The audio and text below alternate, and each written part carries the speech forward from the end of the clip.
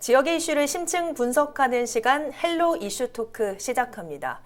저출산, 폐교, 지역 소멸의 사이클이 경남을 넘어서 비수도권 지자체 사회 문제로 대두하면서 지역 도교육청들이 대책 마련에 고심하고 있습니다. 여기에 경남도 교육청의 작은 학교 살리기 사업이 교육뿐 아니라 지역 균형 발전에서 좋은 성과를 거두며 올해는 더 큰 관심으로 주목받고 있는데요. 오늘 그 자세한 내용 분석하는 시간 가져보겠습니다. 패널 두 분 소개합니다. 이번 사업 추진의 가장 핵심적인 역할을 담당한 경남도 교육청 교육혁신추진단의 김성미 장학관, 지방자치와 지역교육 공동체 필요성에 재원해 주실 지역재생연구소 최승재 소장 나오셨습니다. 반갑습니다. 네, 안녕하십니까. 반갑습니다. 자, 우선은 작은 학교 살리기 사업 어떤 목적을 두고 있는지 직접 좀 소개를 해주시죠. 네. 먼저 작은 학교는 학생 수 60명 이하의 학교를 말하는데요. 우리 교육청에서는 학령 인구 감소에 대비하고 또 지역 간 교육 격차 해소를 위해서 작은 학교 살리기 사업을 지금 추진하고 있습니다. 네. 특히 2019년에는 우리 교육청과 경남도가 교육 협치를 위해서 전국 최초로 통합교육추진단을 설치하고 공동으로 추진한 사업 중에 하나가 바로 이 작은 학교 살리기 사업입니다. 이 사업의 목적을 세 가지 정도로 정리해 보자면 첫 번째는 작은 학교의 교육력을 높여서 학생이 가고 싶은 학교를 만드는 것이고요. 네. 두 번째는 작은 학교의 장점을 살린 특색 있는 교육과정으로 또 지역 간, 학교 간 교육 격차를 해소하고 세 번째가 마을과 함께하는 작은 학교 살리기를 통해서 학교와 마을이 지속적으로 성장할 수 있도록 지원하는 것이 목적입니다. 그러면 이 작은 학교 살리기 사업이 경남에서 처음으로 시작이 돼서 전국으로 퍼져나간 거네요? 저희가 각각 다른 시도교육청에서도 시도교육청 특색에 맞는 작은 학교 살리기 사업을 추진하고 있지만 네. 우리가 특색 있는 것이 바로 경남도와 또 시군지자체가 교육 협치를 통해서 공동으로 지역과 함께 작은 학교 살리기를 추진하고 있다는 것을 말씀드리고 싶습니다. 그렇군요. 자, 소장님께서는 지방자치 또 지역교육 공동체와 관련된 다양한 활동하고 계신 걸로 들었습니다. 그러니까 마을과 상생하는 이 사업에 대한 관심 또 생각이 남다르실 것 같거든요. 어떠셨습니까?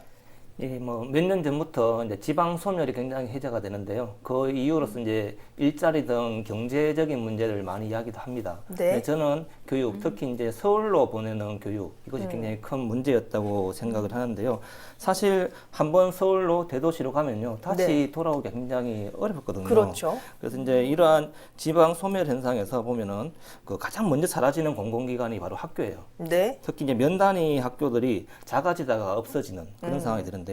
지방교육재정 알림이 사이트에 가면 이제 경남이 지금까지 582개의 학교가 폐교가 되어 있습니다. 네. 그래서 이제 폐교 위기의 작은 학교들에서 보면 학부모들이나 지역민들이 이제 그것을 지키기 위한 활동을 해오긴 했지만 굉장히 네. 힘이 많이 붙여요. 그런데 이제 이번에 경남도랑 교육청이 함께 작은 학교 살리기 사업에 이제 나선다는 것은 정말 다행이고 기쁜 소식이라고 생각이 들고요. 작년 2개 학교, 올해 3개 학교 이렇게 네. 많지는 않은데 점점 확대가 되었으면 좋겠습니다. 580여 개 학교가 사라졌다는 사실은 이번에 처음 들었는데 굉장히 많이 사라졌네요. 사실 면 단위 학교들 거의 다 없어졌다고 보면 됩니다. 사실 한두 개 빼고. 그렇군요. 자, 말씀처럼 기존에는 학부모 또 지역민을 중심으로 작은 학교 살리기가 추진돼 왔는데 이번 사업은 조금은 다릅니다. 지역 전체 공동체 의식을 높여서 지속 가능한 지역 사회를 만든다라는 긍정적 평가가 나오고 있습니다. 소장님 어떻게 보십니까? 사실 이제 지금까지 주로 작은 학교 대상으로 하는 사업이라는 게 사실은 분교, 폐교 수순을 밟는 경우가 굉장히 많아요. 네. 특히 이제 흡수하는 학교에 지원을 해주는 정책도 있습니다. 사실은 기업의 M&A랑 비슷한 사실상 없어져야 되는 정책이라고 생각하거든요. 그래서 면 지역에 보면은 이제 그런 학교들이 굉장히 중요한 그 지역 공동체인데 마을 주민들이 돈을 모아서 이렇게 하는 경우들도 많이 있고요. 네. 그래서 이러한 마을 공동체의 거점인 학교들을 지켜야 된다고 생각을 하고 특히 이제 최근에는 학교를 지키는 것뿐만 아니라 마을이 학교가 되는 마을 교육 공동체 운동이 좀 전국적으로 많이 확산이 되고 있습니다. 네. 그래서 이제 이러한 이번 작은 학교 살리기가 지금 만들어지고 있는 마을 교육 공동체 운동과 같이 흐름을 맞춰가지고 지속 가능한 면 지역을 만드는 데 기여할 수 있으면 좋겠습니다. 마을이 학교가 된다. 굉장히 좋은 말씀이신 것 같습니다. 자, 이 사업이 올해로 2년 차죠. 올해 대상 학교를 확대하면서 설명회도 열고 또 직접 신청도 받았는데 열기가 아주 뜨거웠다면서요. 네. 우리 교육청이 추진하고 있는 작은 학교 지원 사업 중에서 또 지자체, LH와 협력해서 추진하는 작은 학교 살리기 프로젝트를 중심으로 말씀드리겠습니다. 2020년에 우리 교육청과 경상남도 또 시군지자체가 각각 5억씩 투자해서 남해 상주초등학교와 고성영호초 두 곳을 선정했는데요. 네. 도와 시군지자체는 뭐 빈집이나 임대주택을 제공하거나 또 일자리를 지원해주고 도교육청과 학교는 특색 있는 교육과정과 학교 교육 환경 개선에 많이 지원을 했습니다. 네. 이 결과로 이제 영어초가 12명의 학생이 또 상조초가 24명의 학생이 전학을 오게 되어서 네. 사업에 상당한 효과가 있다 이렇게 평가를 하고 있고요. 네. 또 올해는 이제 그 공모를 통해서 학교를 선정을 했는데 네. 지난 8월에 온라인으로 이제 입학 설명회를 개최했는데 예상보다 많은 분들이 참여해 주셔서 열기가 굉장히 뜨거웠다고 저희는 평가하고 있습니다. 그러니까 36명이나 벌써 지금 전학을 온 상황. 네. 성과가 굉장히 좋은 것 같은데요. 그러면 작년과 올해 사업 좀 달라진 게 있습니까? 네. 올해는 이제 공모를 통해서 함양 유림초, 또 의령 대이초, 창녕 유호초 세 개 학교를 선정했는데요. 올해부터 또 달라진 점이 LH가 이 사업에 참여하게 되었어요. 네. 그 LH 참여함으로써 이제 임대주택을 더 확대해서 지원해 줄 수 있고 또 우리 아이들이 좀 더 좋은 환경에서 학교 생활을 할 수 있게 됐습니다. 그렇지만 또 한 가지 말씀드리고 싶은 것은 이런 주택의 제공이나 일자리 지원이 뭐 작은 학교에 대한 관심을 일으키는 포인트가 되긴 하지만 네. 그 학부모님들께서 작은 학교에서 우리 아이들이 정말 행복한 학교 생활을 할 수 있겠다. 이렇게 믿음이 이 사업을 발전시키고 지속시키는 힘이 아닐까 그렇게 생각하고 있습니다. 그러니까 어쨌든 크게 보면 작년과 달라진 점은 LH가 또 이번 사업에 참여를 하게 됐다. 이 점인 것 같은데. 네, 그렇습니다. LH가 참여함으로써 사업에 대한 어떤 시민들의 신뢰감이 굉장히 높아질 것 같아요. 네. 혹시나 실제로 좀 변화가 있었습니까? 네. 우선 LH가 참여하게 되면서 임대주택 건립 예산의 약 85%를 부담하면서 임대주택 공급이 전년 대비 2배로 증가하게 되었습니다. 네. 이것은 단순히 뭐 공급이 확대되었다는 측면도 있지만 기존의 시군지자체가 사용하던 임대주택 건립 예산을 빈집 리모델링이나 또 통학로 개선 등에 사용할 수 있어서 주거의 질도 많이 네. 향상되었다고 저희는 평가하고 있는데요. 외부에서 아무래도 가족이 함께 이주하는 가정은 아이들과 함께 거주할 집 문제가 가장 시급한 고민거리가 되지 그렇죠. 않겠습니까? LH 참여로 이런 부분을 일정 부분 또 해소할 수 있게 되었고요. 또 하나가 이제 행정 절차를 간소함으로써 임대주택 건립 기간이 굉장히 단축이 되었어요. 네. 그래서 우리 아이들이 새학년 시작 전에 그러니까 2월에 이제 입주할 수 있게 되었습니다. 저는 LH가 참여함으로써 이제 가장 큰 변화라면 학생에게는 맞춤형 교육과정을 제공하고 네. 또 가족이 거주할 수 있는 주택을 지원하게 되니까 학부모와 학생이 이제 지역으로 돌아와서 학교가 지역을 살리는 희망이 된다는 거 이것을 꼭 말씀드리고 싶습니다. 그렇군요. 어쨌든 뭐 결과만 놓고 보자면 작년보다 임대주택이 2배 늘었다라고 말씀해 주셨습니다. 사실은 뭐 최근에 부동산 가격이 만만치 않기 때문에 그래서인지 수도권 이탈 현상도 나온다 이런 말까지 나오는 상황인데 이런 현상과 작은 학교 살리기 사업 어떤 가정에서는 좀 전략적인 방법이 되지 않을까요? 예, 사실 이제 30대, 40대 초반의 분들이 자기 집을 사가지고 수도권에 살 수 있을 거라는 생각을 점점 하기 힘들어지고 그렇죠. 있는 상황이죠. 그래서 이제 그런데 그와 함께 또 이제 코로나 시대에 그 대면 수업을 작은 학교는 하거든요. 네. 그러다 보니까 그 폐교 위기 학교들 중에서 입학 전학생 수가 늘어나가지고 네. 이 폐교 위기를 극복했던 그런 사례들이 많이 나오고 있습니다. 그렇군요. 그래서 이제 이처럼 이제 수도권이나 대도시로 이제 막 몰리는 삶의 방향에서 변화가 어느 정도 생기고 있는데요. 네. 게다가 이제 이번에 경남의 작은 학교 살리기 사업에서 일자리나 거주지까지 이제 신경을 써주는 측면들이 좀 있잖아요. 그죠? 네네. 그런 측면들을 보면은 30대와 40대 초반이 전략적인 선택을 할 수 있는 충분한 계기가 될 것 같아요. 사실은 반대로 보면 그동안 왜 교육을 위해서 군단이 이탈이 있었는가라는 결과를 보면 사실은 단순히 교육 여건 때문에 수도권으로 이동한다라고 봤다면 지금 이런 결과를 보면 이유가 복합적이다 이렇게 볼 수도 있을 것 같아요. 그렇죠. 이제 면단이 이제 생활하다 보면은 교육 여건뿐만 아니라 일자리나 문화생활 이런 것들 때문에 읍내로 나가고요. 네. 도시로 떠나게 되는 경우가 많습니다. 제가 이제 3년쯤 전에 기농 기촌을 준비하고 있거나 하고 있는 이제 청년들 100명 정도를 같이 해가지고 원탁 토론을 한 적이 있어요. 네. 보면은 그럼 기농 기촌을 시작하는 조건에서는 무엇이 필요하냐 했을 때 의견들 중에서 경제적 여건이 압도적으로 많았습니다. 네. 근데 조금 더 뒤에 계속 정주하려고 하면 어떤 조건이 필요하겠느냐라는 네, 이제 네. 물음을 이제 그 가지고 토론했을 때는 그럼 뭐 경제적 여건도 있긴 하지만 커뮤니티나 인적 네트워크를 굉장히 못지않게 중요하게 이제 생각을 하더라고요. 네. 보면 이때 보면은 현재의 작은 학교 살리기 사업에서 주택 등의 어떤 정규 요건을 마련하는 것은 좀 비슷한 연령대 그리고 네. 작은 학교에 아이들을 보내는 그런 약간의 동질감 이런 분들이 커뮤니티를 형성하고 계속 유지할 수 있는 좋은 네. 조건이 될 것 같습니다. 그렇군요. 자, 우선은 저희가 지금까지는 양적인 측면을 체크를 해봤는데 굉장히 좋은 것 같습니다. 질적인 면도 좀 살펴봐야 할 것 같은데 교육의 질 살펴보겠습니다. 특성화가 잘 돼 있어서 학부모들의 호응이 좋다라는 얘기 해주셨어요. 맞습니까? 네, 말씀처럼 그 부분이 굉장히 또 중요한 부분이고 뭐 저희가 간과해서는 안 되는 부분인데요. 가장 중요한 것이 아마 교육의 질 부분이라고 생각이 들고 우리 교육청에서도 사업 학교별로 약 1억 5천만 원의 교육과정 운영비를 특화해서 지원하고 있습니다. 네. 이런 학교 운영 사례를 뭐 간단히 소개해드리면 남해 상주초에서는 이제 바다하다 보니까 네네. 지역 환경을 활용한 바다 캠프라든지 또 남해 사용 설명서, 네. 슬기로운 남해 생활 같이 학년별로 이렇게 마을 교육 과정을 특화해서 운영하고 있고요. 영어초 같은 경우에는 이제 개별 학생들에게 꼭 맞춘 탄탄 공부방 운영이나 네. 또 그 영어초가 고성 지역에 위치하다 보니까 고성 오광대와 같은 지역 문화를 집중해서 탐구하는 프로젝트 학습, 또 마을 도서관을 운영하고 있어요. 근데 지난해 저희가 이제 작은 학교 학부모님 대상으로 설문조사를 해보니까 네네. 약 80%의 학부모님이 교육과정에 만족한다 이렇게 응답을 해주셨거든요. 작은 학교가 이렇게 이제 많은 학부모님들에게 높은 호응을 받는 것은 네. 작은 학교만이 가능한 교육과정을 운영하기 때문이라고 생각을 합니다.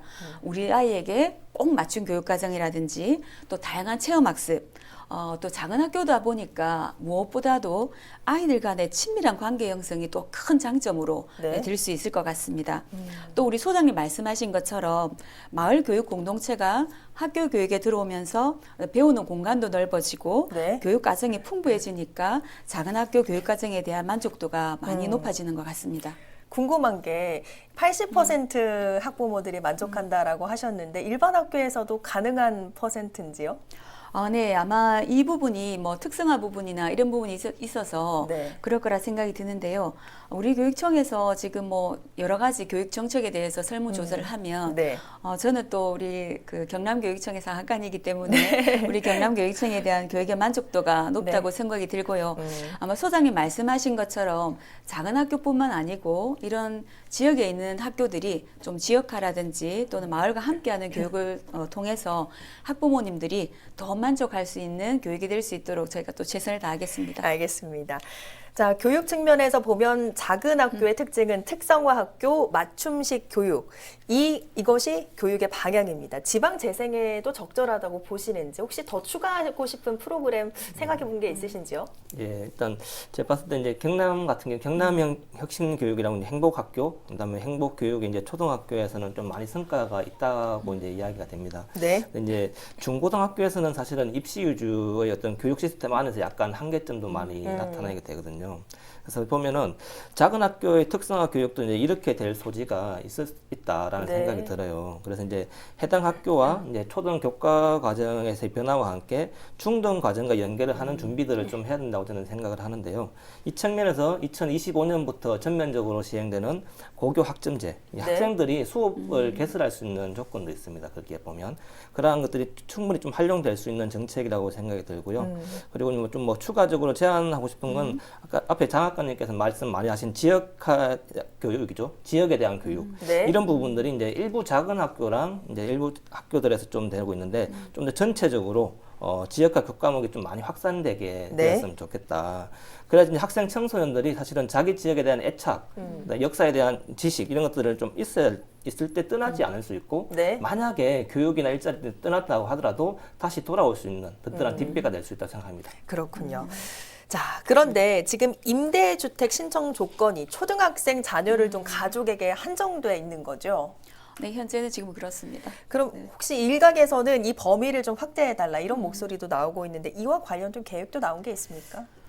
네, 말씀처럼 현장에서 이런 확대에 대한 요구가 많다는 것은 작은 학교 지원 사업이 각 지역에서 잘 진행되고 있다는 시그널로 생각이 되는데요.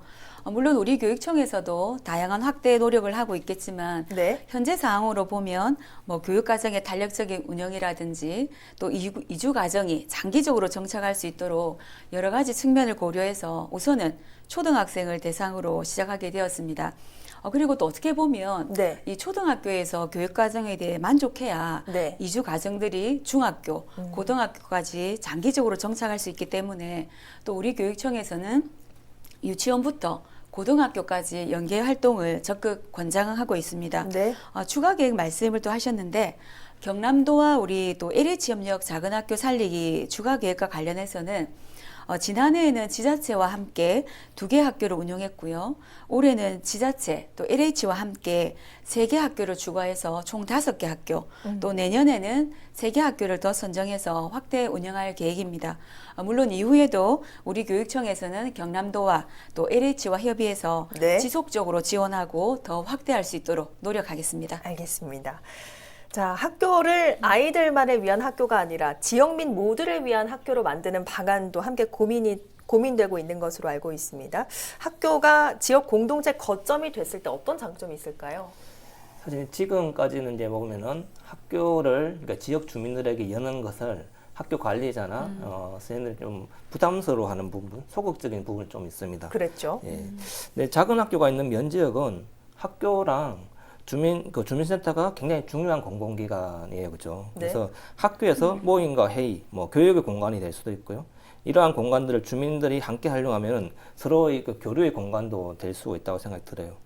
그리고 이제 학교가 지역 주민들의 활동 거점이 되는 것을 넘어서 가지고 마을이 학생들의 어떤 학교가 되는 것, 아까 마을 교육 공동체 말씀드렸는데요. 네. 마을의 인적 자원이랑 자연과 역사, 문화 등 물적 자원을 통해 가지고 마을 교육이 가능하고 이러한 과정에서 아까 말했다시피 강조를 계속하는 건요. 청소년들이 지역의 일꾼으로 성장할 수 있을 것이라 생각합니다.